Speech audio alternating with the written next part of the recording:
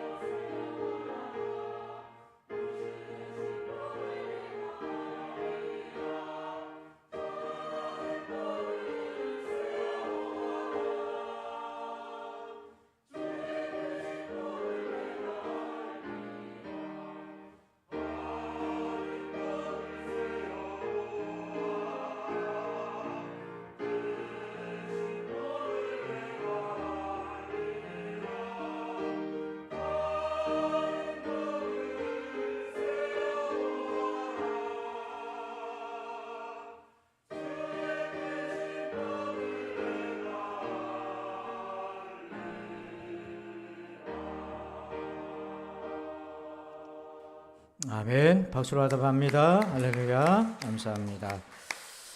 오늘 주시는 하나님 말씀 보겠습니다. 신약 성경책 갈라디아서 3장 1절입니다. 갈라디아서 3장 1절. 신약 성경 304쪽에 있습니다. 우리 한 절입니다. 다 같이 한 목소리로 함께 봉독하겠습니다. 시작. 어리석도다 갈라디아 사람들아, 예수 그리스도께서 십자가에 못 박히신 것이 너희 눈앞에 밝히 보이거늘 누가 너희를 꾀더냐. 아멘. 할렐루야. 오늘은 앞뒤작으로 이렇게 인사합시다. 받은 복을 세워보세요 하고 인사합시다. 시작. 받은 복을 세워보세요. 아멘. 오늘 우리 찬양의 가사에 우리 찬양대 찬양에 참 은혜를 받았는데, 받은 복을 세워보아라. 그러면 어떤 복을 받은지 알게 될 거다. 그러니까 세워봐야 안 되잖아요. 그래서 여러분 오늘도 복이 충만하기를 축원합니다. 오늘 말씀의 제목을 같이 한번 봅시다. 오늘부터는 4주 동안 성장의 법칙이라는 주제로 첫 번째 1번 우리 제목 첫 번째 깊어지고 있는가 라는 제목으로 함께 은혜를 나눕니다. 제가 예전에 어떤 목사님이 강의를 할 때에 그 질문이 참 인상적으로 아직도 남아있는 질문이 있는데, 우리가 그래프를 한번 보시면 이렇게 질문을 했어요. 여러분의 신앙은 성장하고 있습니까? 이렇게 물었어요. 성장하고 있습니까? 추세가 성장 추세입니까? 정체입니까? 하향 추세입니까? 이렇게 물었어요.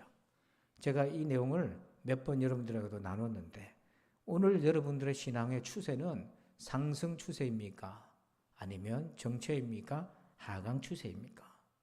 여러분 자신을 한번 돌아보시죠.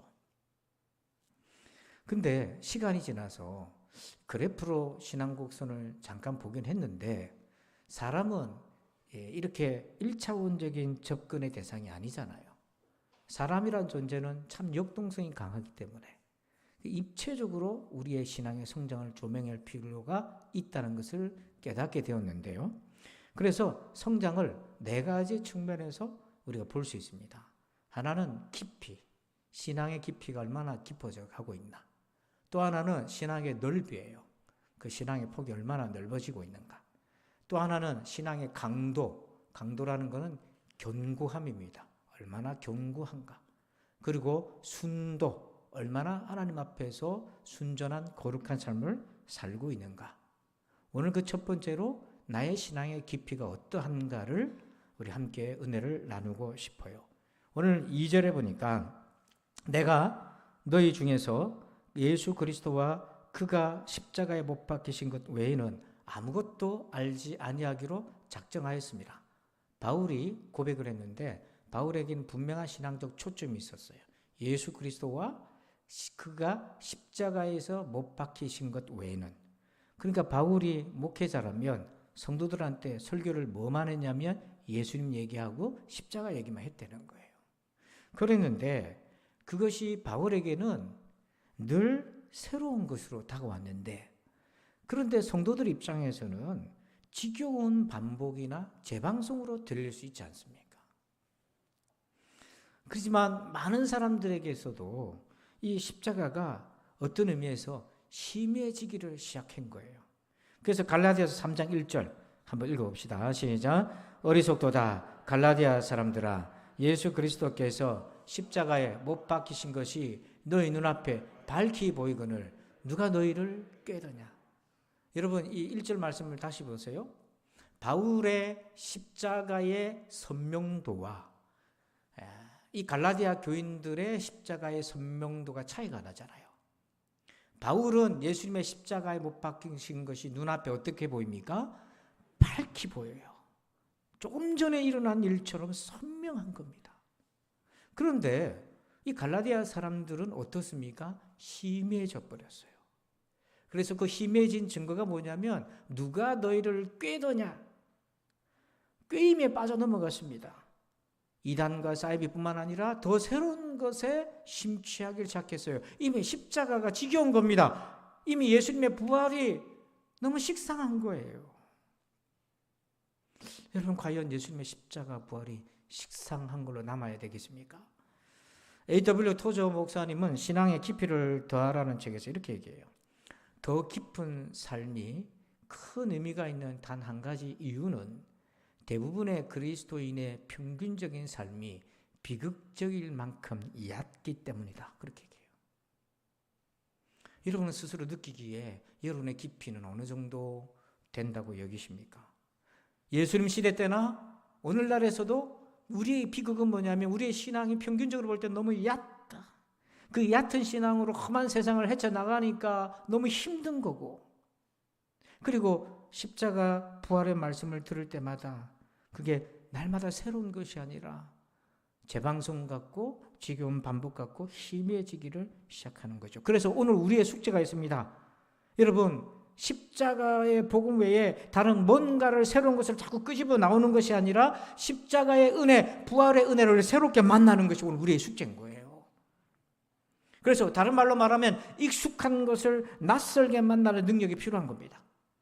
여러분 어려운 좀 표현일 수 있는데 두 단어를 소개하자면 기시감 혹은 신시감이라는 단어가 있어요. 기시감은 좀 들어봤을 거예요. 어디서 본 듯하고 익숙해진 거예요. 여러분 어디를 방문했는데 와본 것 같은 거예요. 안 와봤는데 와본 것 같다. 이게 기시감. 처음 보는 사람인데 어디서 본 것 같은 거예요. 그게 기시감. 저는 어디 밖에 나가면 어디 가면 전부 다 저를 어디서 봤다고 자꾸 얘기를 하는 거예요. 그래서 참 곤란해요. 어디서 봤더라. 어디서 봤더라. 신시감이라는 말이 있어요. 최근에 어떤 경제학자가 얘기한 건데 이게 뭐냐면 이미 아는 거예요. 그런데 처음 보는 것 같은 느낌이 드는 거예요.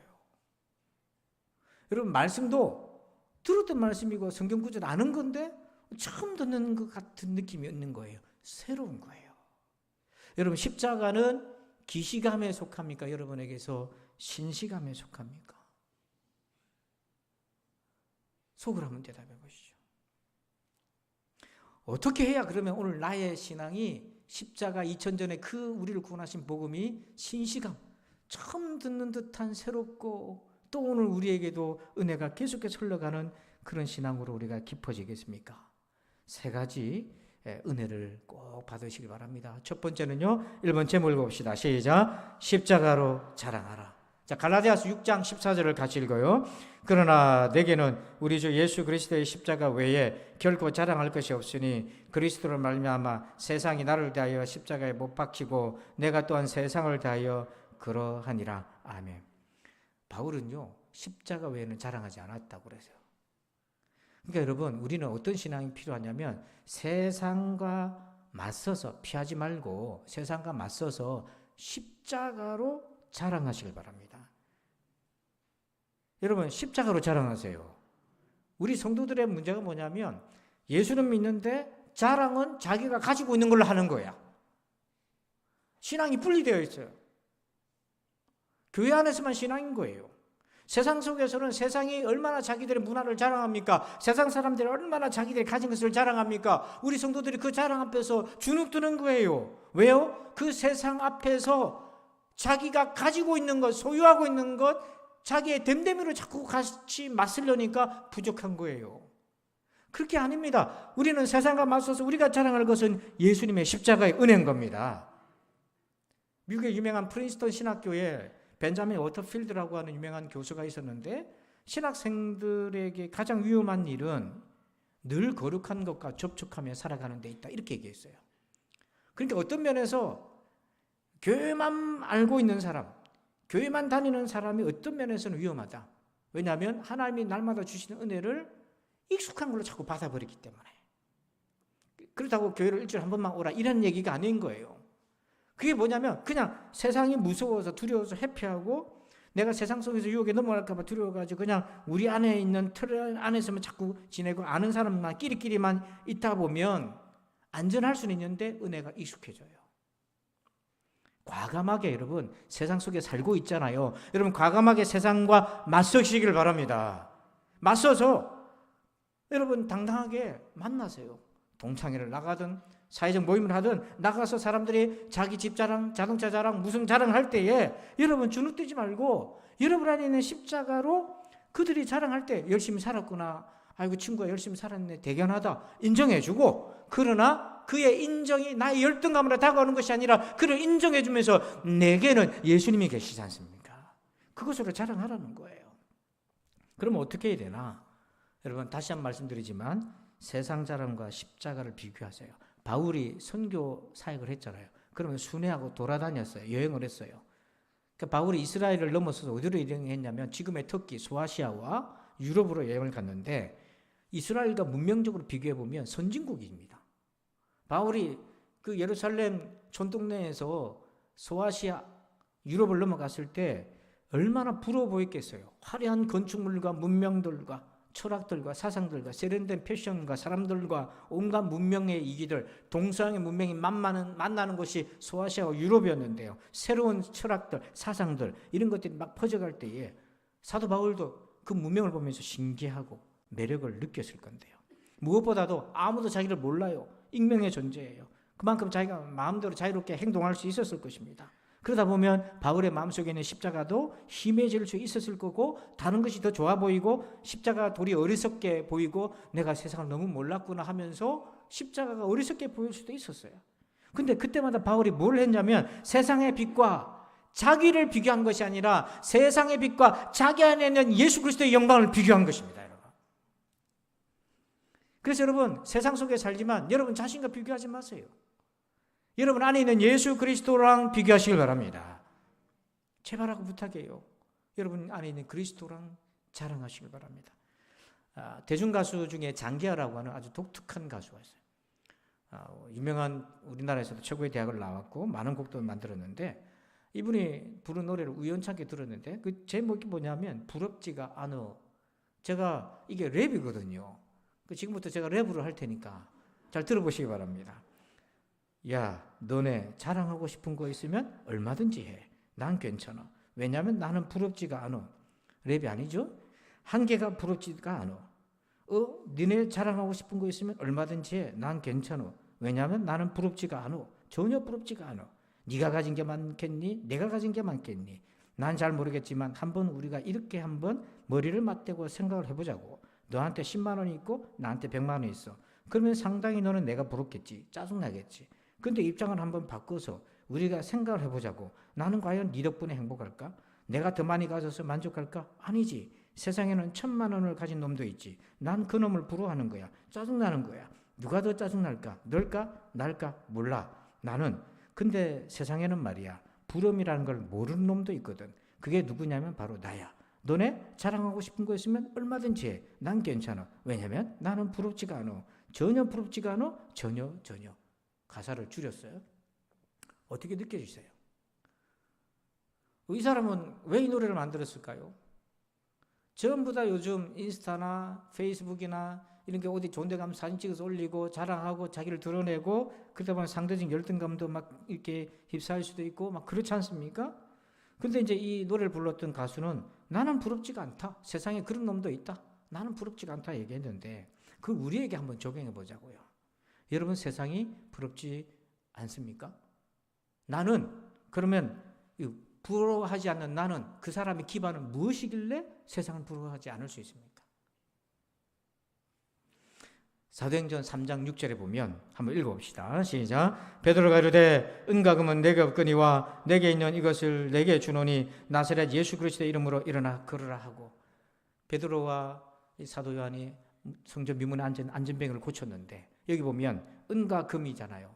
은과 금은 세상이 자랑하는 거잖아요. 세상의 가치잖아요. 그건 나는 없다. 그렇지만 베드로가 뭐라고 했냐면 내게 있는 것이 있는데 내게 뭐가 있다는 거죠. 예수 그리스도의 이름이 있다.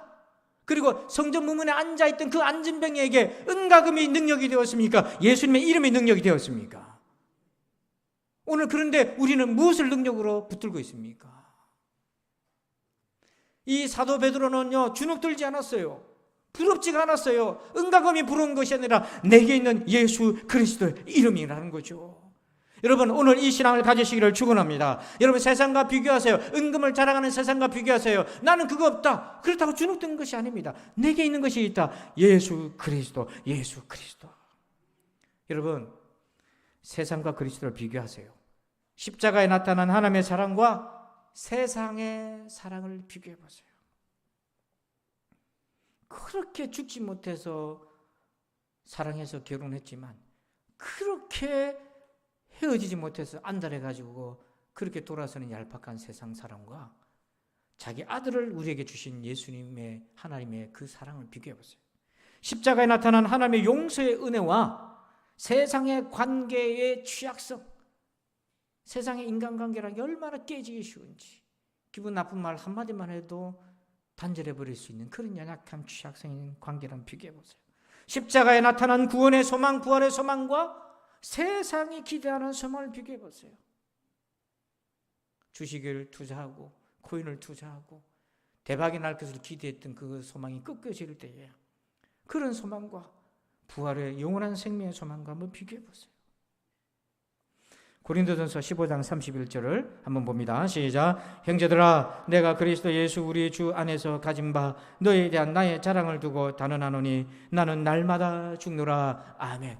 바울은요 자랑했는데요. 예수님의 십자가를 자랑하는데 나는 날마다 죽는다 그랬어요. 그게 무엇이냐면 세상이 날 유혹합니다. 그런데 그 세상을 십자가로 맞대응합니다. 세상에 반응하는 자기는 죽습니다. 그런데 이 말은 어떤 말과 같냐면 나는 날마다 살아난다는 거죠. 뭐냐면 세상에 대해서는 죽지만 예수 그리스도와 하나님에 대해서 내가 살아나고 하나님의 말씀에 대해서는 내가 부응하고 내 심령에 성령의 생수의 강이 흘러 넘친다는 거죠.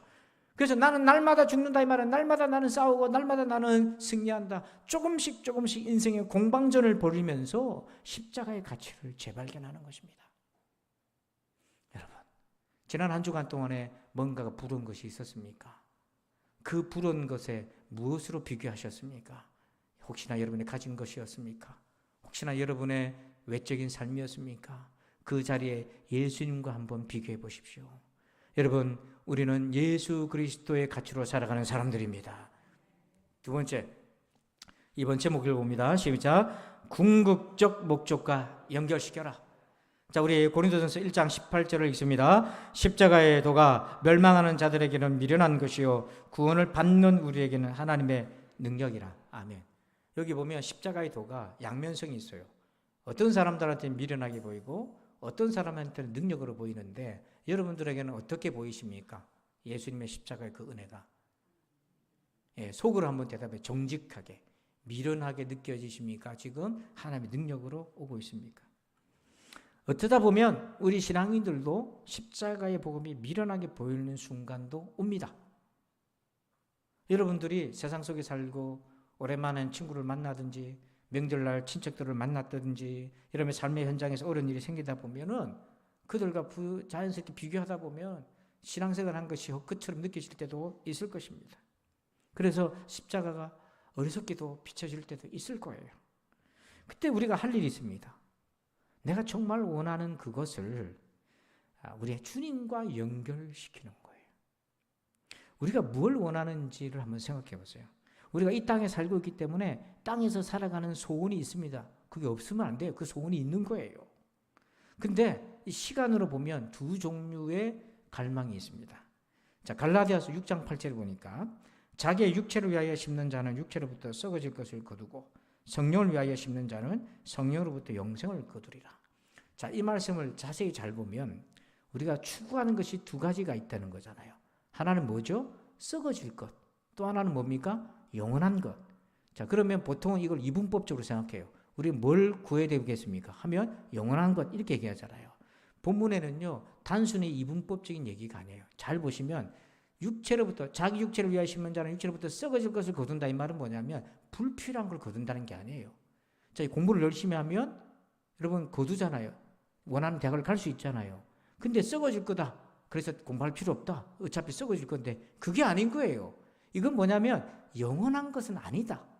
이 땅에서는 필요한 거지만 영원한 것은 아니다. 여러분 건강을 위해서 운동하신 분 있잖아요. 그거 육체를 위해서 썩어질 거다. 나 운동 안 한다. 운동 안 하. 여러분 옆에서 운동하는데 에이 그 육체를 위해서 하면 썩어질 건데 뭐하러 운동을 하노? 여러분 그렇게 하면 이게 어떻게 되겠어요? 열심히 운동해서 주를 위해 살아야 되잖아요. 이 땅에서는 필요한 건데 영원한 건 아니다. 근데 문제는 비중이 이 땅에서만 제한된 것에 너무 우리가 몰입하다 보니까 이런 말씀을 바울이 한 건데 사실은 이게 그러면 우리가 다 선교사가 되고 목사가 되어야 됩니까? 우리에게 주어진 숙제는 뭐냐면 잘 들어보세요. 썩어질 것을 영원한 것으로 연결시키는 게 필요한 거예요. 즉 이게 영원한 삶의 방식입니다. 썩어질 세상 일이지만 그게 얼마든지 예수 안에서 영원한 것으로 바뀔 수 있어요. 잘 보십시다. 에베소서 6장 5절부터 6절 7절을 여러분들이 한번 보시면 한번 읽어주세요. 5절만 한번 읽어주세요. 시작.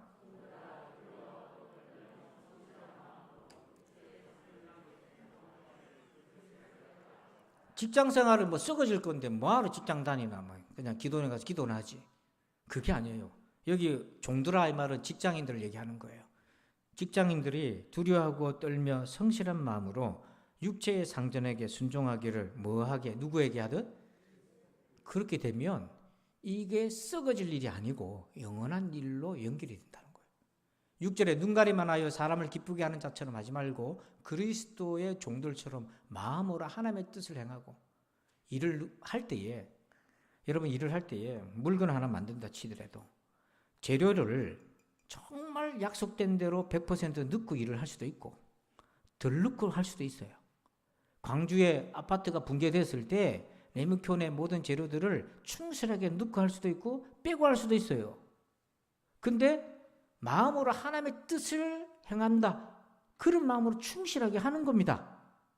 그리고 7절 보니까 기쁜 마음으로 섬기기를 일을 하는데 뭐 한다고 돼 있어요? 섬기기를 누구에게 하듯하고 주께 하듯하고. 그러니까 직장생활 내가 이놈의 직장 언제 때려치우나 이렇게 생각하고 다니는 일하고 이 일 속에서 주께 하듯하고 손님들이 오면 주께 대하듯하고 내가 할 것은 하나님의 뜻으로, 마음으로 하나님의 뜻을 행하는 것처럼, 아무도 보지 않아도 하나님의 뜻을 행하는 것처럼 하면 이게 썩어질 일 같지만 영원한 일로 가게 된다는 거죠. 좀 이따 볼 건데 에베소서 5장 22절 한번 봅시다.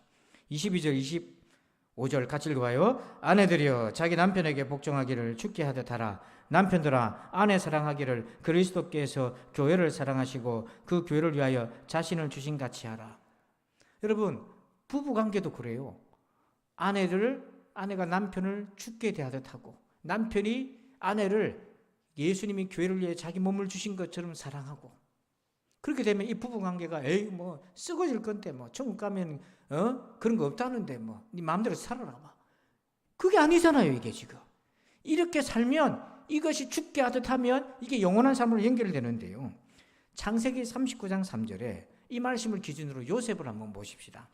요셉 3절 같이 읽어봅니다. 시작. 그의 주인이 여호와께서 그와 함께 하심을 보며 또 여호와께서 그의 범사에 형통하게 하심을 보았더라. 보디발이요, 노예 요셉이 일할 때 누구를 봤다고 얘기합니까? 하나님을 봤다고 얘기해요. 이게 요셉의 신앙이요, 깊이를 가볍게 볼 게 아니에요. 요셉이 지금 3절에 보면 애굽의 노예로 끌려왔잖아요. 형들한테 배반당해서 말할 수 없는 상처와 트라우마를 안고 아버지 야곱으로부터 사랑받고 채색 옷 입었던 예쁨 받던 요셉이 노예로 지금 끌려왔다고요. 그런데 일을 맡았는데 노예의 일이 얼마나 허들의 잡일입니까? 그거 하고 싶겠어요? 언제든지 도망갈 궁리하고 일이 손에 잡혔겠습니까? 일할 때마다 형들에 대한 분노감에 사로잡혔을 거고, 식은밥 먹을 때마다 아버지랑 식탁에서 염소고기 먹던 그때가 너무 그리워 사무치고 일이 손에 잡혔겠어요? 근데 요셉이 자기 마음을 다독거리면서 일을 하는데, 우리 3절을 다시 보면 그 주인이 여호와께서 그와 함께 하심을 봤다. 그럼 도대체 요셉이 어떻게 일을 했다는 겁니까? 보디발을 섬길 때도 나를 학대하는 자가 아니라 죽게 하듯 하고, 자기가 맡은 그 허드렛 일이지만 하나님의 일을 하듯 하니까 이 주인이 보니까 다른 거예요. 그의 일에서 하나님의 향기가 나는 거예요. 저는 우리 성도들이 이렇게 되기를 축원합니다. 저 사람 일을 보니까 뭔가 달라. 보니까 교회를 다니네. 그럼 그렇지. 반대로 그렇게 일해가지고 교회 다닌다고 얘기하라. 이런 소리 들으면 안 되잖아요. 그런데 이 태도가 보디발이 잘해줘서가 아니에요. 그에게서 일관된 성품이었어요. 상황이 완전히 바뀌어서 39장 23절에 억울한 누명 뒤집어 쓰고, 이 요셉이 성폭행 누명 뒤집어 쓰고 감옥에 들어갔잖아요. 여러분, 형제들에게서 팔려온 것도 억울한데 그 말도 안 되는 유대인으로서 그 치명적 자존심이 상하는 그 누명까지 뒤집어 써서 감옥에 들어갔는데, 그 감옥에서도 일을 하는데 일하고 싶겠습니까? 근데 간수장이 이렇게 평가하잖아요. 간수장은 그의 손에 맡긴 것을 무엇이든지 살펴보지 아니하였으니 이는 여호와께서 요셉과 함께 하심이라. 여호와께서 그를 범사에 형통하게 하셨더라. 간수장도 요셉이 일할 때 누구를 봤습니까? 하나님을 본 거예요. 그래서 간수장을 대할 때에 죽게 하듯 하고, 그가 맡긴 일을 마음으로 하나님의 뜻을 행하는 것처럼 했어요. 했더니 간수장이 요셉에게 잘해줬다가 아니라, 그게 중요한 것이 아니라 요셉이 그가 하는 일이 썩어질 일 같이 보이지만 그게 영원한 삶의 방식으로 자리를 잡게 되었는데, 제가 왜 자꾸 이것이 썩어질 것이 아니라 영원한 것이라고 얘기하냐면 계시록 20장 12절 때문이에요. 자, 여러분 한번 읽어주세요. 시작.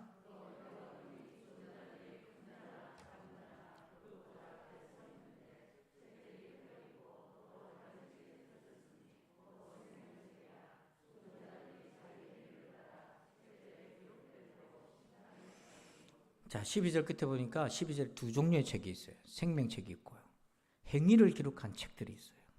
그러면 12절 끝에 심판을 뭐대로 받는다고 되어 있어요? 자기 행위를 따라 책들에 기록된 대로. 그럼 여기서 말하는 자기 행위는 어디 행위입니까? 무슨 행위입니까? 우리가 이 땅에서 산 내용인 거예요. 그러니 내가 죽게 하듯 하고 맡은 일을 마음으로 하나님 뜻을 행하는 것처럼 했던 그 일이 그냥 내가 죽음으로 끝나는 것이 아니라 내가 하나님 앞에서 심판날에 그대로 살아있는 일이라는 거죠. 그렇게 본다면 우리가 이 땅에서 대충 살아서 될 일이냐는 거죠. 신앙이란 게 무엇입니까? 구원의 그 복음을 오늘 나의 삶에 적용시키는 거잖아요. 여러분, 직장 생활이 힘들 거예요. 상사가 미울 때도 있고 동료가 싫을 때도 있고 자기들끼리 편먹고 나를 왕따시키는 것 같기도 하고, 그래서 회사 나가기도 막 힘들고 둥그리기도 하고, 또 잘 지내다 보니까 또 적당한 아부도 해야 되겠고, 이런 많은 고민들이 있을 거예요. 근데 우직하게 한번 이렇게 적용해 보세요. 그가 나를 어떻게 대하는가에 따라서 나도 그를 대한다. 이게 율법적인 관계가 아니라, 눈은 눈, 이는 이가 아니라 그가 나를 어떻게 대하든지 주께 대하듯하고 하듯하고, 그가 나한테 일부러 가벼운 일 있고 무거운 일이 있는데 친한 사람한테는 가벼운 일을 던져주고 나한테는 무거운 일을 던져줘요. 불공평하다고 막 신경 내고 짜증내고 그러지 말고, 어쨌든 맡은 일이니까 그 일을 마음으로 하나님의 뜻을 행하는 대로 한번 해보세요. 힘들어도 그렇게 해보세요. 우리의 삶은 그가 나를 어떻게 대우하는가에 따라서 요동치는 것이 아니라 하나님 앞에서 나는 살아가는 인생이니까. 이게 힘든 거라는 거 알아요. 너무너무 힘든 거라는 거 알지만 예수 믿는다는 것이 무엇입니까? 오늘 본문에는 노예살이하는 자들에게 주신 말씀이에요. 그 노예들이 노예 신자가 바울에게 당신은 자유인이고 로마 시민권자니까 그렇게 얘기할 수 있지, 우리처럼 노예로 한번 살아보소 라고 말을 했더라면 신앙이 어떻게 자리를 잡겠어요? 그 종살이하던 신자들도 그 말씀을 적용해가지고 주께 하듯 섬기고 그 맡은 일을 마음으로 주의 뜻을 하는 것처럼 했더니 그들에게서 불신자들이, 이방인들이 예수님의 향기를 봤다는 거잖아요.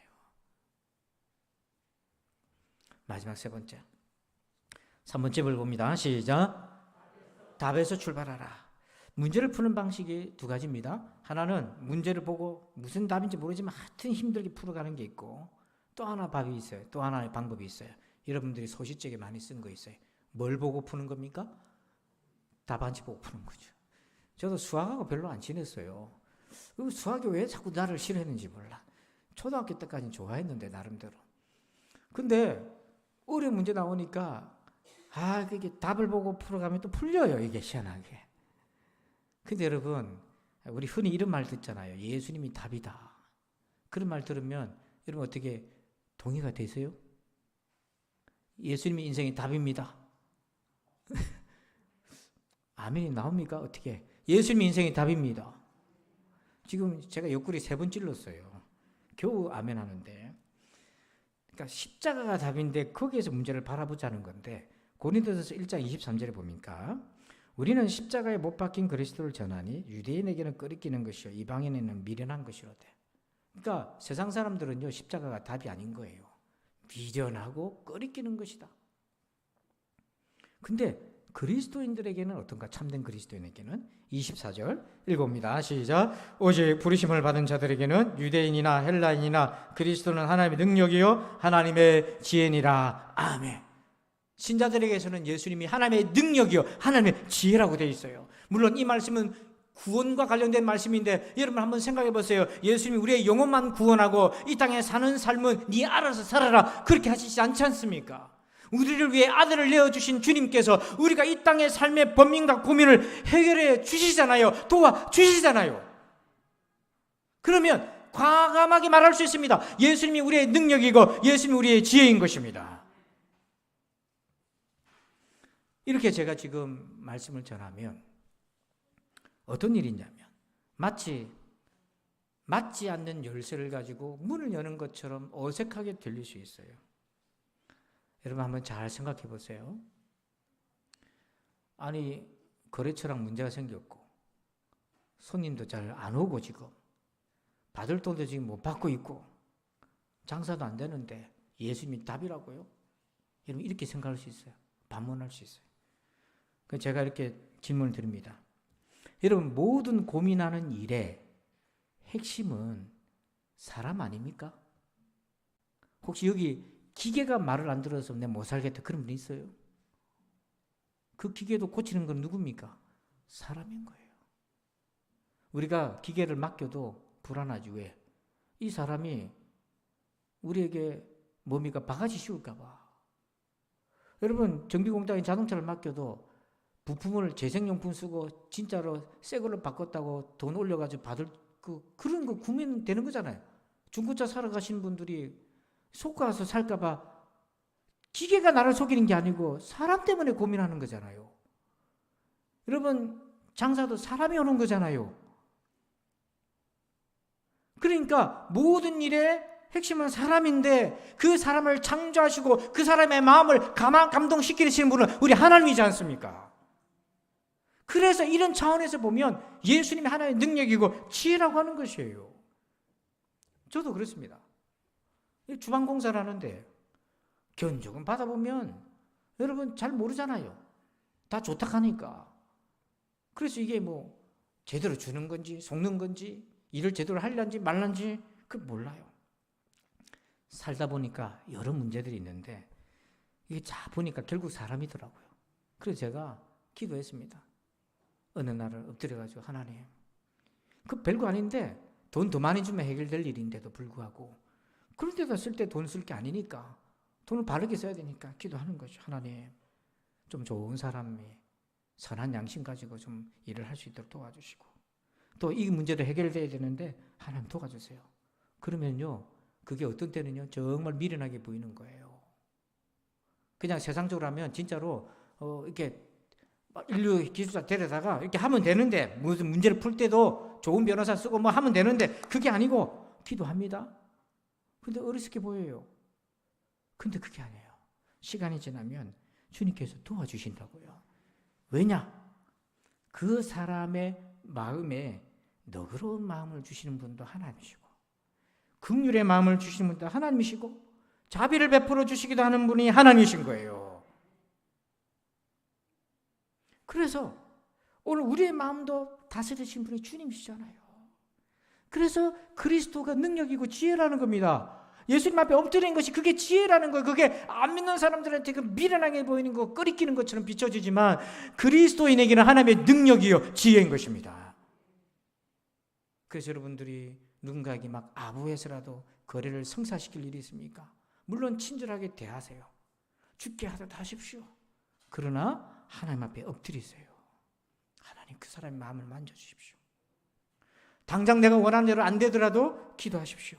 그러면 하나님이 그 사람을 통해 주실 것보다 더 좋은 것을 다른 사람들 통해 주실 것입니다.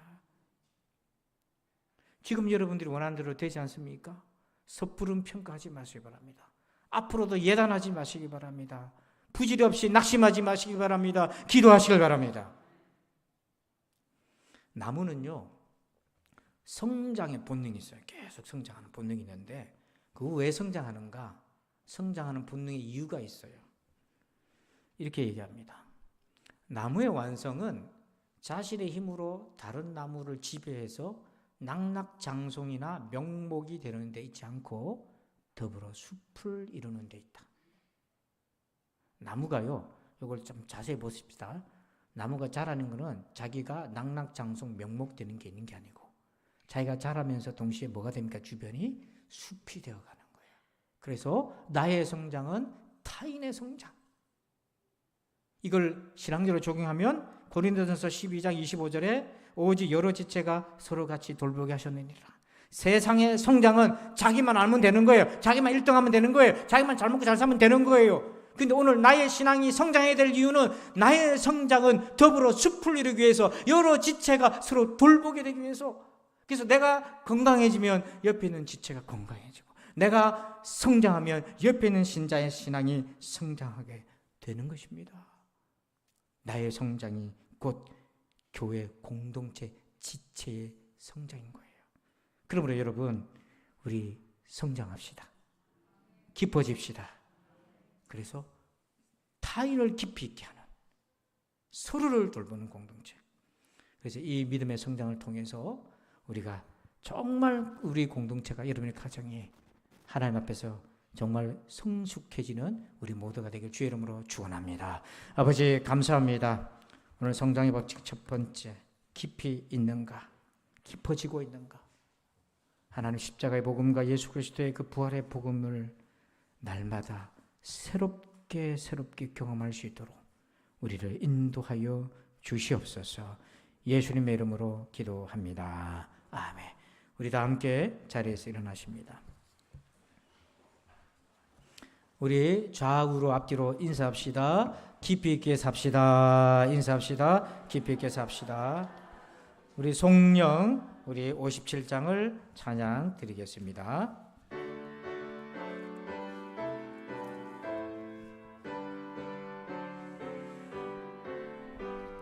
오늘 주신 말씀에 새 힘 얻어서 세상으로 나가서 살아갈 때에 나 혼자 힘으로 늘 부족하오니 주여 나를 도우사 승리하게 하소서. 아멘.